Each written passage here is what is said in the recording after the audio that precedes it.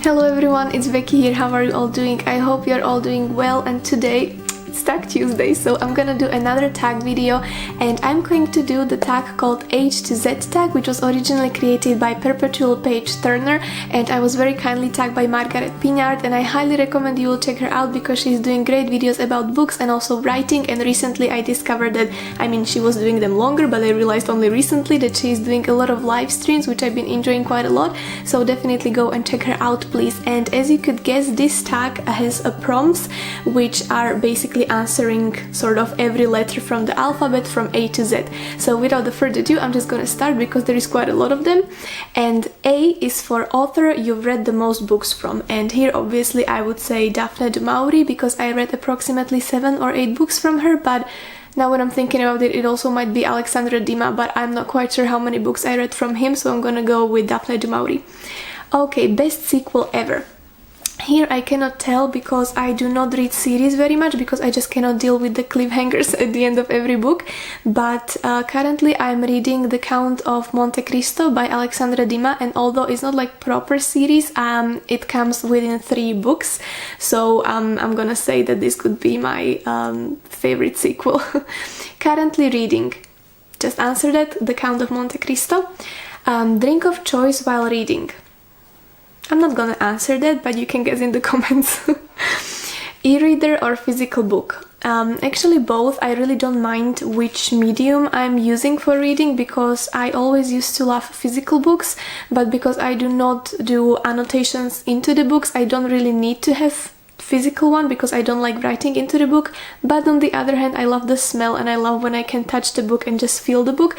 But then in the same time, I also prefer ebooks recently because it's really easy for me to read when I'm in bed in the morning or in the evening, and I don't need any sort of additional light because I share the room with my sister, and also it hurts less when this falls on you whilst you are falling asleep, so because I'm reading on my phone, so I really don't mind if it's ebook or physical book. Okay, fictional character you probably would have actually dated in high school.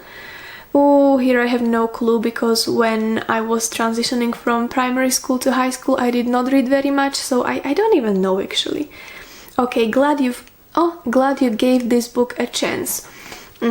Wuthering Heights by Emily Bronte. Although I did have quite weird opinion about the book and I mentioned it in my previous videos, but I'm really glad I read the book because it's classic and I do love Bronte sisters, and there were aspects in the book which really make me love the book, but in the same time there were things which I really hated about the book, and I think it was probably the first book ever where I really hated every single character in the book, although I'm really not supposed to hate them, but I did.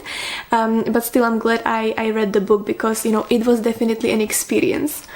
Okay, hidden gem book, and here I have one which I really love and I cannot actually believe that I did not mention it before, and it's called Láska je len slovo by Austrian author Johannes Mario Simmel, and I think in English it would be Love is just a word or something like that. I'm not quite sure the original name because it was in German, but this is absolutely great book, and I did not read other books from this author, but I definitely would love to, and I read this book many years ago and I don't remember it very much, but I would love to reread it. But the basic premise of this book is that we have a main character who is still a student, young boy, and he falls in love with a little bit older woman who is already married, and her husband is this very important person in business. I think it's something with banks, and I'm not gonna tell you much more because I really want to reread this book, so I think I will mention it in some of my wrap-up videos, but it's really great book, and if you read it, please let me know, and if you haven't, I highly recommend you will, but I will let you know more about the book once I do the whole wrap-up.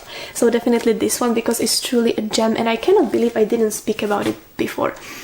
Okay, important moment in your reading life. Starting this channel, because before that obviously I love to read, but I never read as many books within a year or within a month as I do right now when I'm doing this little channel, so this would be a very important moment in my life, like reading life.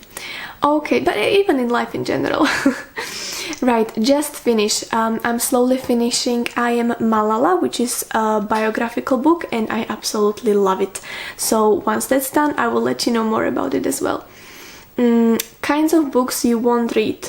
horrors, but never say never, because I really do want to explore all the genres, but I'm still not in a place to pick up a horror book, but maybe I will do it one day. Okay, the longest book you've read. I think that the longest was approximately around 600 pages, plus or minus, and I think that that's approximately the length of Three Musketeers, but also, for example, Threadneedle is, I think it was quite nice number, it was 555 pages or something like that, so I would say this one, and then I read one more which was around 660 pages as well, so yeah, approximately 600 pages. Number of bookcases you own. Oh, well, there is one more before. Major book hangover because of... okay, major book hangover. I'm not quite sure what that means, but I would say if it's a book which still stays with me, it would be... Oh, actually, it's somewhere here. This one. I don't know if you know the book by Roald Dahl called Neuveriteľné príbehy. I never read anything from Roald Dahl.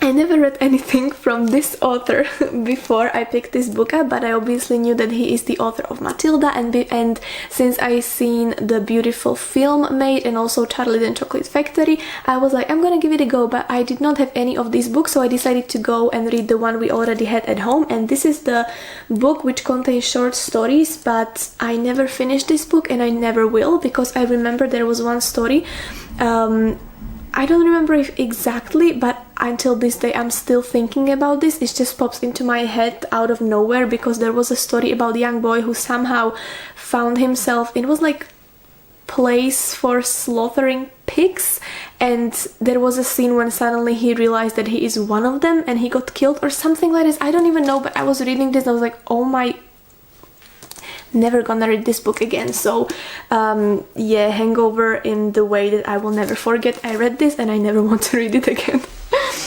Right, there we go. Number of bookcases you own. Actually, I have one big one in my room, because this is not mine. We are in our living room currently where I'm filming, because we have this lovely big vintage, well, not vintage completely, but it looks like that bookcase, but in my room I have one big one. Preferred place to read. Probably bed early in the morning, because that's when I can focus the most, because whenever else I am, I just get distracted very easily, so probably bed. Quote that inspires you and gives you all that feels from the books. This is quite impossible task for me, because as you know, I love quotes, I love to write down stuff from the books, but I would say that there is one that really stayed with me, and it's from Victor Hugo, and it says, "What makes night within us may leave stars," which I found very beautiful, because yeah, it's really beautiful. Okay, reading regret. I don't think I actually have some sort of reading regret. Well, actually, yeah, maybe this one. But other than that, I don't think there was ever a book which I read and I would feel like, okay, I wasted time with this book, because if I don't like book, I just DNF it. I am not the type of person who would be like, oh, you have to finish the book. Well, you don't have to. If you don't like the book, just don't finish it. Series you started and need to finish. As I said, don't read many series, but there is one from Sarah J. Maas, and I think it's called On the Court of Roses. But that was the book I read because my sister recommended it to me, and there are a couple more books to read from the series, and I promised my sister that I will read it, so I will have to read it at some point. I mean, I quite enjoyed it, but it's not my cup of tea, you know. Okay, 3 of your all-time favorite books. You could answer this for me, but I'm gonna say Three Musketeers, and then Jane Eyre, and then anything from Daphne du Maurier.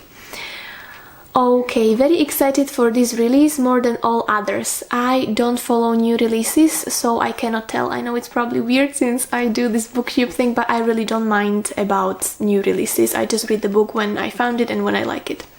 Okay, worst bookish habit.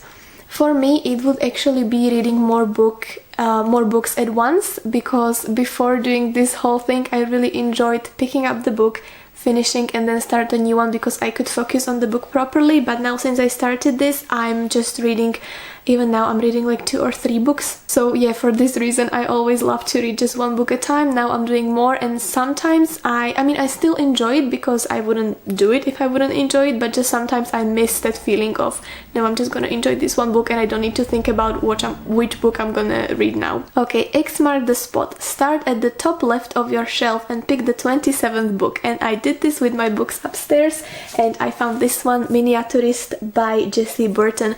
If you haven't read the book, I highly recommend you will, because I really love the book, and also I love the cover. Can you see? Yeah, I love the cover. And there is also a movie out which I still haven't seen, but I really want to, because I think it's with Anya Taylor-Joy. I think it was her. So I really would like to see the film. If you've seen the film, let me know please, and actually I could maybe do a video comparison about this, but I'll see. But yeah, I still want to watch the movie. Okay, we are almost at the end, and another one is your latest book purchase.